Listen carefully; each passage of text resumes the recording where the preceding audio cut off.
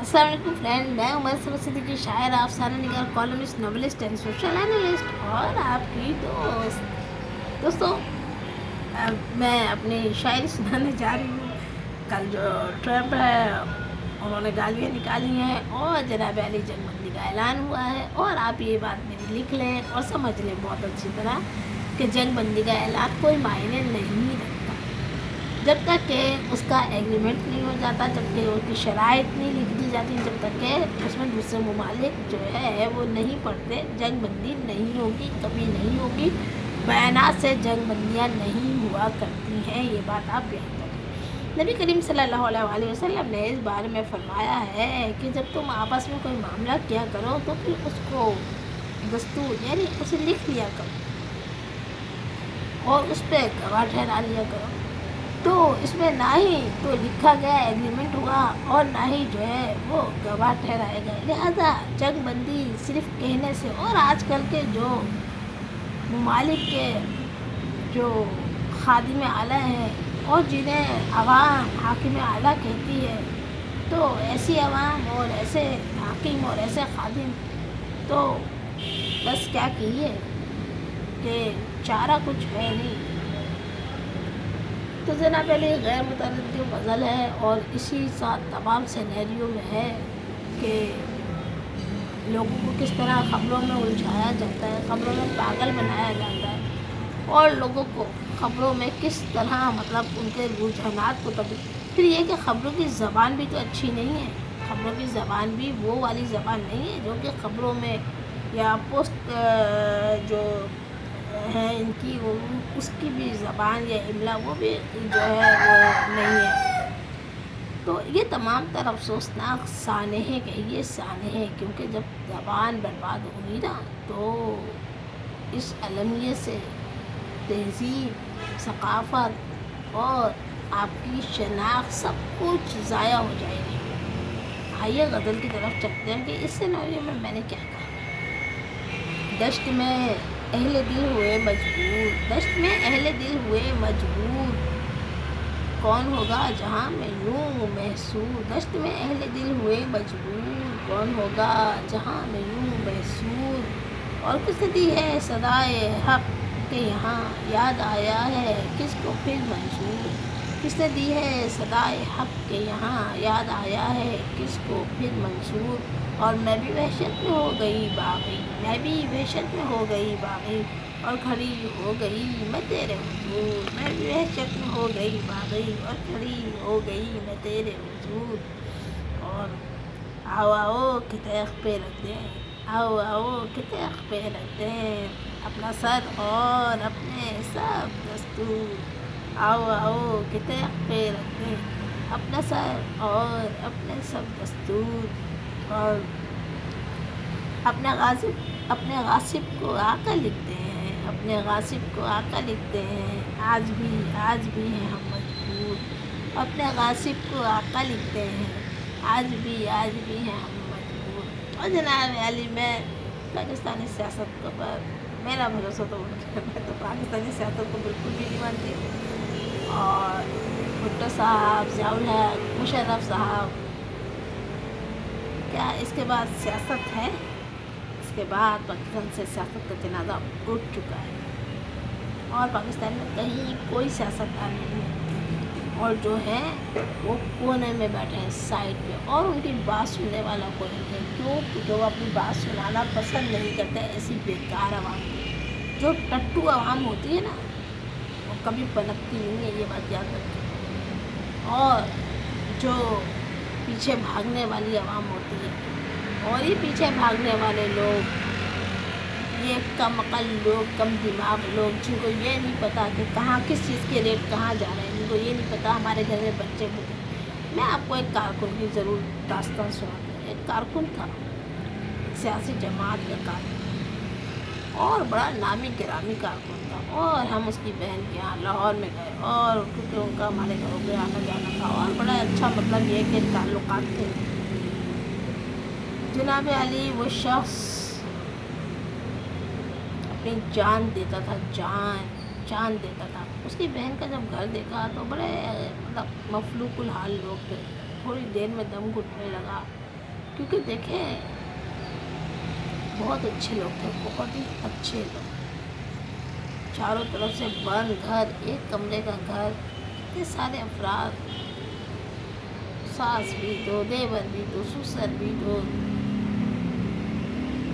میاں بیوی بھی تو بچے بھی، اور چاروں طرف سے بند گھر، کوئی کھڑکی نہیں، کوئی روشنی نہیں، کچھ نہیں، بجلی بھی نہیں، بجلی تو ظاہر جاتی ہے پاکستان میں۔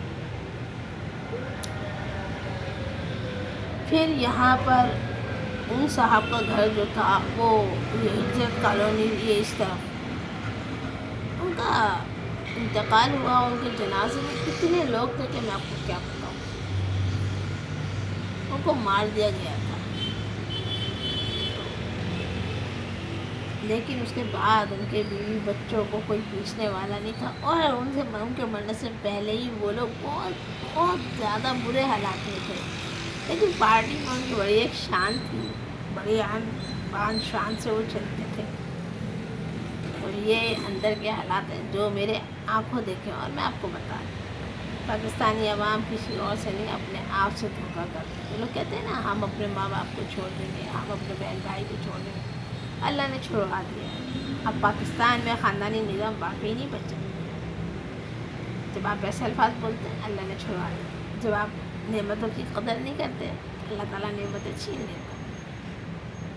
تو ایسے ہی ہوا پاکستان میں، ایسے ہی ہوا، رشتہ داریاں چھوٹ گئیں، برادریاں چھوٹ گئیں، تعلقات چھوٹ گئے، سب کچھ چھوٹ گیا، دوسروں کو چھوٹ گیا، اب آپ تنہا، اب آپ اس تنہائی کو مت رو، کہیں ایسا نہ ہو کہ یہ تنہائی بھی آپ کا ساتھ چھوڑ آیا بھی چلتا۔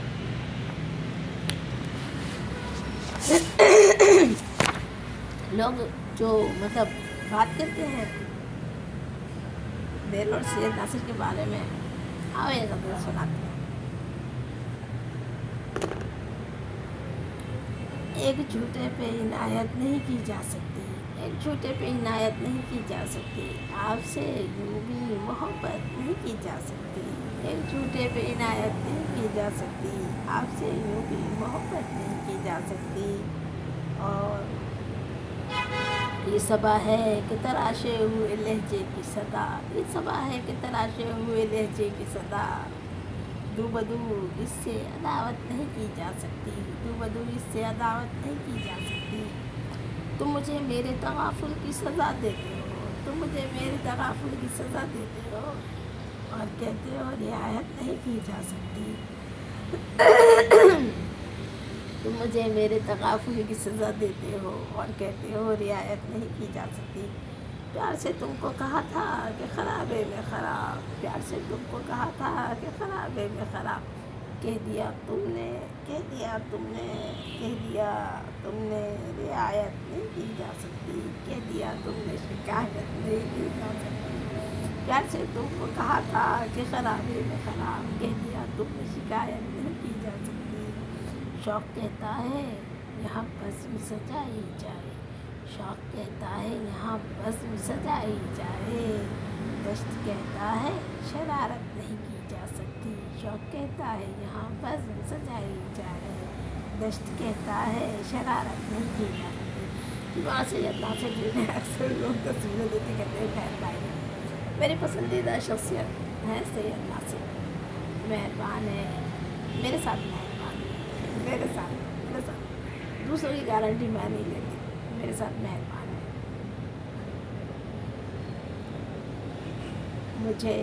مجھ سے اچھے سے بات کرتے ہیں، میری بات سن لیتے ہیں، اور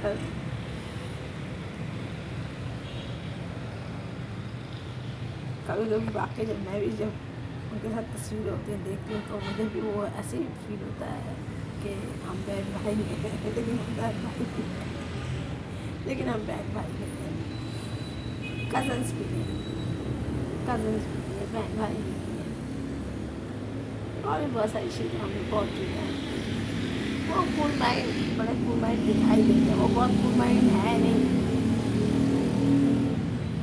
ہاں خواتین کے ساتھ ان کا تھوڑا سا دلی جو ہے ان کا ایک تعلق ہے، اور ہر سیاستدان کا میں نے دیکھا خواتین کے ساتھ بڑا دلی تعلق ہوتا ہے، تو وہ ان کے ساتھ پاکستانی سیاستدانوں میں جو مطلب ایک وائرس ہے تو وہ ان میں بھی ہے. اب یہ آپ کہیں گے تہمت ہے. بھائی ایسی کوئی تہمت میں نے نہیں لگائی ہے. ایک اچھی بات کہی ہے کہ خواتین کے ساتھ اچھا رویہ ہونا چاہیے تو وہ کیا ہے. تہمت میں کسی میں نہیں لگاتی. تو کیونکہ یہ اس بارے میں اب کل بھی جب میں نے اتنا سمجھایا لوگوں کو کہ سید ناصر حسین شاہ سے میرا کیا تعلق ہے، ساری میں نے مطلب لوگ سوال کرتے ہیں، لوگ کہتے ہیں آپ ان کی تصویریں بہت لاتی ہیں. بھائی اس نے میری 2 کتابیں چھپوائی، سمجھ میں آئی نا. اور بحیثیت وزیر میں نے اس سے کوئی کتابیں نہیں چھپوائی کیونکہ وزیروں کی میرے جو نزدیک ہے نا بہت زیادہ عزت ہوتی ہے. وزیر وہ ہوتا ہے جو یہ نہیں کہتا کہ نہیں معلوم. وزیر کو سب معلوم ہونا چاہیے. اور یہ کام تو سید ناصر کا تھا بھی نہیں کہ وہ میری کتابیں چھپواتے، لیکن سید ناصر نے میری کتابیں چھپوائی تھی ان کو ذاتی معلوم.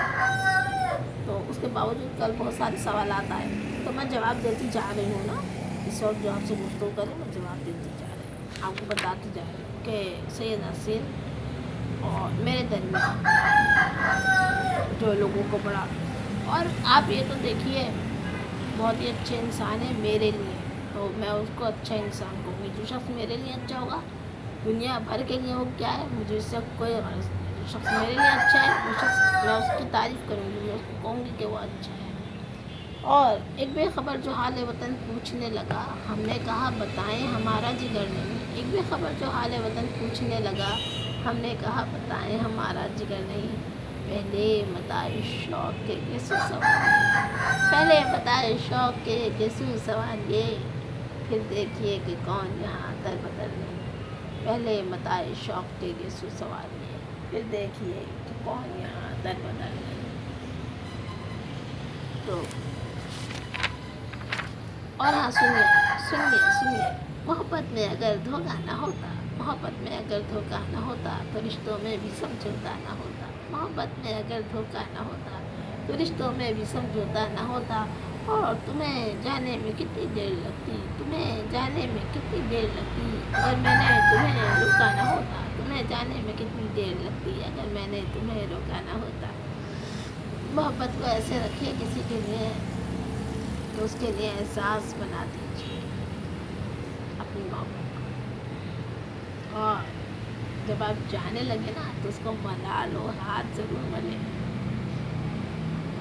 محبت کو ایسے سنبھال کے سینت کے رکھیے. اور باتیں ہوں گی. ایک تعلق نہیں ہے طلعت بھائی سے میرا تعلق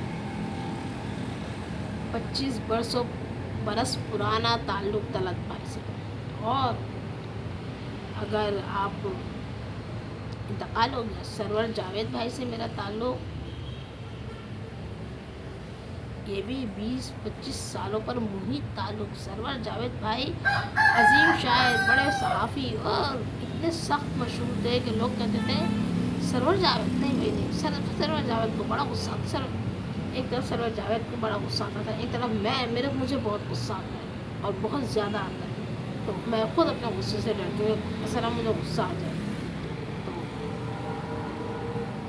میں یقین کریں سرور جاوید بھائی اور میں ہماری کبھی لڑائی نہیں ہوئی. اور سرور جاوید بھائی اور میں ایک بار میں سرور جاوید بھائی کے پاس گئی، روز ہی جاتی تھی، 3-4 گھنٹے بیٹھتے تھے. وہ ہسٹری لکھ رہے تھے آرٹس کونسل کی، اور اوپر ایک روم ہوتا تھا منظر اکبر ہال کے ساتھ. تو وہاں نیوز کا کام ہوتا تھا. وہاں شہباز بھائی بھی ہوتے تھے، سرور جاوید بھائی بیٹھے ہوتے تھے. سرور جاوید بھائی میں جاتی تھی فوراً چائے منگواتے تھے. 3-4 گھنٹے بیٹھنا سرور جاوید بھائی کے پاس، اور مجھے کبھی کوفت محسوس نہیں ہوتی تھی. پھر اس کے بعد نیچے آ جانا آرٹس کونسل میں. پھر ہمارا طلعت بھائی، میں اور انجم رضوی، ہم تینوں کا ٹرائل تھا، ہم تینوں بیٹھا کرتے تھے. اب ایک بار میں لکھ رہی تھی افسانہ، تو میرے افسانے شائع نہیں ہوئے تھے اور میں افسانے لکھ کے بھیج دیا کرتی تھی. اور منٹوں میں لکھتی تھی، منٹوں میں. آج بھی منٹوں میں لکھتی ہوں. افسانہ ہو، پھر بدی شاعری ہو تو منٹوں میں منٹوں میں لکھتی ہوں. اور میں کہا بھائی تو بڑے مجھ سے خوش ہوتے تھے, کہتے تھے جہاں خواتین کو شاعری نہیں آتی تم تو شعر کا جواب شعر میں دیتی ہو.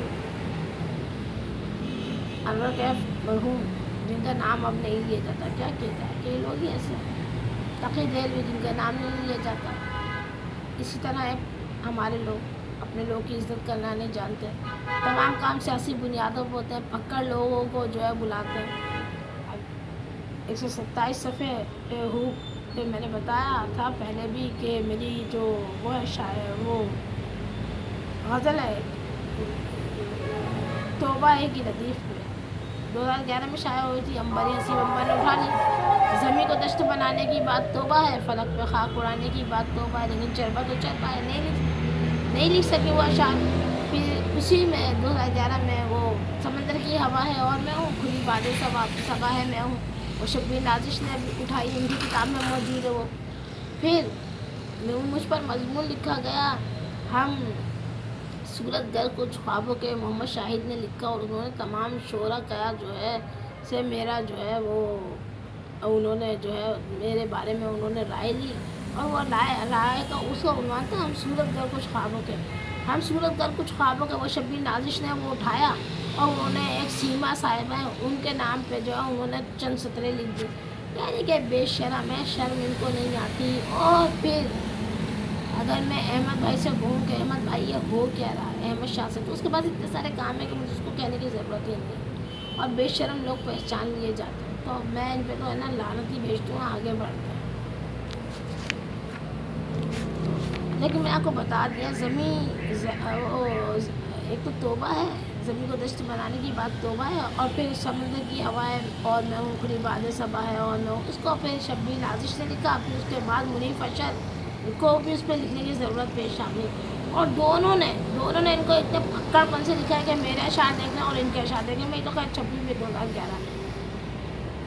اب آئیے ان لوگوں کے بارے میں ایک شعر تو اسے خاطر میں کب لایا ہوا ہے, اسے خاطر میں کب لایا ہوا ہے, تبسم دے کے بہلایا ہوا ہے.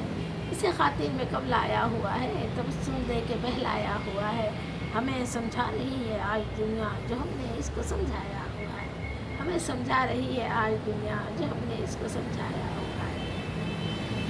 اور صدائے زندگانی کی کہانی رقص کرتی ہے, محبت تو پکڑے تو جوانی رقص کرتی ہے. صدائے زندگانی کی کہانی رقص کرتی ہے, محبت تو پکڑے تو جوانی رقص کرتی ہے. محبت دار پہ چڑھنے سے تم کو روک سکتی ہے, محبت دار پہ چڑھنے سے تم کو روک سکتی ہے. محبت دار پہ ہو تو کہانی رقص کرتی ہے, محبت دار پہ چڑھنے سے تم کو روک سکتی ہے. محبت دار پہ ہو تو کہانی رقص کرتی ہے. صدائے زندگانی کی کہانی رقص کرتی ہے, محبت طول پکڑے تو جوانی رقص کرتی ہے. محبت دار پہ چڑھنے سے تم کو روک سکتی ہے, محبت دار پہ ہو تو کہانی رقص کرتی ہے. اور جناب علی کچھ ہم نے باتیں کی, شاعری کیوں نہیں سناتے, چوری ہو جاتی ہیں. پھر ہم نے کچھ باتیں کی کہ ان لوگوں کا کبھی میں نے نام بھی بتا دیا کم بختوں کا, اور اپنی کتاب بھی آپ کو دکھا دی ہوں. 127 صفحے پہ توبہ ہے, اور آگے جو ہے وہ پھر وہ جناب علی کچھ باتیں ہوئیں کہ ہمارے محترم جو ہے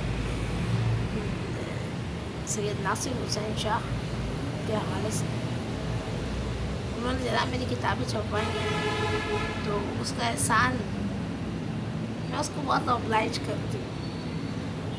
میری ٹائم لائن میں وہ آپ کو جگہ جگہ ملیں گے, ان کی تصویریں ملیں گی, ان کی ہر تصویر, ان کی بچپن کی تصویریں بھی میرے پاس ہیں, ان کی ہر تصویر میرے پاس آپ کو ملے گی. اب آپ جو ہے وہ یہ مت کہیے گا کہ ان کی جو تصویریں ہیں وہ میڈم وہ تو انہوں نے جو ہے نا وہ کیمرے میں لینس لگا کے اتروائی ہے. میں ان کو یہی مشورہ دیتی ہوں کہ ہمیشہ کیمرے میں لینس لگا کر ہی تصویریں جو ہے وہ اتروایا کریں. تو ان کا اور میرا, کیونکہ ان سے بھی میرا بہت پرانا ہے, کووڈ-19 سے پہلے ہم لوگ ملے تھے, اور اس سے پہلے بھی ایک بار ملے تھے, اور پھر ہمارا پہلی ملاقات میں بڑا جھگڑا ہو گیا تھا اور میں آ گئی تھی. پھر اسی کافی اس کے بعد 6-7 مہینے کے بعد پھر جو ہے وہ مجھ سے لوگ آ کے کہتے رہے آپ ملیں, آپ ملاقات کریں, اور میں جناب عالی کیا بتاؤں کہ میں کیا کرتی تھی، میں ان تمام لوگوں کو اپنی چپل کی طرف اشارہ کر کے نا چپل دکھاتی تھی کہ تو لوگ میرے دوست اصل میں ہیں بہت اچھے، وہ اس بات کو خاطر میں نہیں لاتے تھے کہ میں چپل دکھاتی ہوں، وہ کہتے تھے ان کا کام ہو جائے بس. تو انہوں نے آخر کار مجھے بڑا مجبور کیا اور پھر میں چلی گئی. اور جب میں گئی تو میں تھوڑا سا کام میں نے بھی کر لیا کہ اپنا تھوڑا سا بایو ڈیٹا اور یہ وہ تمام اپنی جو پروفائل تھی وہ 2 پیج کی بنا کے لے گئی. چلو 2-3 ہزار روپے خرچ ہوئے لیکن باہر لے گئی طریقے سے. جب میں لے کے گئی تو انہوں نے دیکھا اور مجھے یوں کر کے دیکھ کے کہا ہائی پروفائل ہے. میں نے ایسے جی تو میں نے بھی ذرا اس میں آ گئی کہ ہاں جی چلو بندے کو کچھ تو اثر ہوا. تو جناب علی یہ سلسلے میرے سید ناصر حسین شاہ سے. جب سید ناصر حسین شاہ ہو کے میرے سامنے کچھ کہے گا تو آپ بتائیے میں کیا کہوں گی. احمد شاہ پہ بھی بات کریں گے. احمد شاہ سے اچھا وہ جو میں بتا رہی تھی آپ کو. ہاں پھر وہ میں ایک افسانہ لکھ رہی تھی. جب میں افسانہ لکھ رہی تھی جب میں افسانہ تو اس میں آ گیا جناب علی نیپیر. آپ کو پتہ ہے میں کس کے پاس گئی تھی؟ مجھے یہی نہیں پتا تھا نیپیر روڈ ہے کا. افسانے میں آ گیا. میں گئی اور جا کر جو ہے وہ سرور جاوید بھائی کے پاس آمنے سامنے ہم دونوں بیٹھ گئے. سرور جاوید بھائی جی سرور جاوید بھائی کا افسانہ لکھ رہی ہوں. کہنے ہیں افسانے بھی لکھ رہی ہو؟ جی سرور جاوید میں افسانہ لکھ رہی ہوں. کہنے اچھا سناؤ. میں کہا سناؤں کیا مجھے تو آ ہی نہیں رہا. کہنے کیا مطلب افسانہ لکھ رہی ہو آ ہی نہیں رہا. میں نے کہا ہاں آ ہی نہیں رہا لکھنا. تو کہنے لگے کیا لکھ رہی ہو؟ میں نے کہا یار مجھے ایک بات پوچھنی ہے نا. کہنے لگے پوچھو. میں نے کہا نیپیر روڈ کہاں ہے؟ کہنے لگے ہیں یہ کون سا افسانہ نہ لکھ رہی ہو. اچھا میں اپنی ماں سے پوچھ سکتی تھی. میری ماں نے اتنا زندگی میں میرے والد نے انہیں گھمایا ہے نا اتنا زیادہ وہ انہوں نے سفر کیا کہ میں اپنی ماں سے پوچھ سکتی تھی. مگر مجھے جو ڈر لگ رہا تھا میں نے کہا گھر میں اگر کسی کو بھی پتہ چل گیا نا کہ افسانے لکھ رہی ہے اس میں نیپیر روڈ آ گیا تو کہیں گے ہیں یہ کیا لکھ رہی ہے. تو وہ افسانہ بہت اچھا. اسی افسانے پہ میں فلم بنانے کی بات کرتی ہوں. تو انہوں نے کہا کہ اچھا تم نے وہ دیکھی مسجد. انہوں نے نام لیا مسجد کا. وہ جو مین روڈ پہ مسجد ہے میمن مسجد. میں کہا جی دیکھی ہے. تو کہنے لگے اچھا وہ ڈینسو ہال دیکھا ہے؟ میں نے کہا جی دیکھا ہے. کہنے کہ بس اس کے سامنے جتنا بھی علاقہ وہ سارا نیپیر روڈ تو ہے. اچھا بات یہ ہے کہ نیشنل بینک کے ہیڈ کوارٹر میں میرا بہت آنا جانا ہوتا تھا. اور میں کیونکہ پروگرام آرگنائزر تھی نیشنل بینک جاتے تھے ہم لوگ تو اشتہارات لینے جاتے تھے. تو تقریباً ہر دوسرے دن تو میرا وہاں سے گزر ہوتا تھا. تو میں ایسی شکل دیکھ رہی ہوں مجھے کہوں ہیں سرور جاوید بھائی تو کیا میں نیپیر روڈ گزارنا چاہتی ہوں؟ تو مسکرانے لگے. تو جناب علی یہ معاملات اپنی زندگی کے آپ کو سناتی رہتی ہوں. پھر انہوں نے جب مجھے بتایا تو پھر میں نے تعین کیا کہ رکشے والے کو وہ عورت کتنا کرایہ دے گی. صرف اس بات کے لیے کہ میرے افسانے میں کہیں کوئی ایسی غلطی نہ ہو جس سے کہ لوگ کہیں کہ یہ ایک کچی افسانہ نگار ہے. اور پھر اس کی جو دھوم مچی ہے میری کتاب بھیتر کی تو کون سا اخبار ہے جس نے میرے بارے میں نہیں لکھا. اور سب سے زیادہ افسانے اگر میرے کسی کو پسند تھے تو وہ زیب اسکار حسین کو پسند ہے. میرے افسانے تو سبھی کو پسند تھے. زیب اسکار حسین بھائی کو بہت زیادہ پسند ہے. اور زیب بھائی میری زندگی میں بڑی اہمیت رہی کیونکہ ان سے دوستی بہت زیادہ تھی. میرے بھائی بھی بنے ہوئے تھے میرے دوست بھی تھے. ان کی وائف میری بھابھی میری دوست. اور ان کے یہاں دیکھیں نا جب ان کے یہاں ان کے بیٹوں کی شادی ہوئی تو انہوں نے مجھے بلایا. پھر جب ان کے بچے ہوئے تو انہوں نے مجھے خوشخبری سنائی کہ آپ نانی بن گئی ہو. تو اور انہوں نے مجھے 2 بار بھابھی نے بلایا. لیکن پتہ ہے میں آپ کو ایک بات بتاؤں جو کچے دھاگے اور کچے کان ہوتے ہیں نا تو میں بھابھی کو نہیں کہہ رہی میں زیب بھائی کے حوالے سے بات کر رہی ہوں. تو جو لوگ دوسرے کی بات سنتے ہیں نا تعلق میں تو پھر ان سے ملنے سے بہتر ہے کہ آپ نہ ملیں. اور میں بھابھی کی تو میں بڑی قدر کرتی ہوں، بڑا مطلب یہ زیب بھائی کی بھی بہت قدر کرتی ہوں،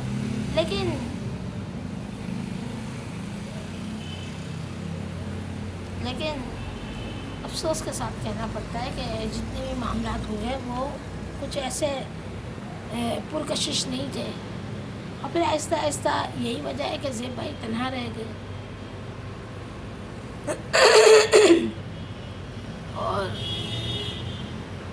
میں نے کہا نا، کبھی کچے دھاگے اور کچے کان، اور ہمارے یہاں تو ایک بڑی ہی زبردست کہانی ہے، کلاسیکل کہانی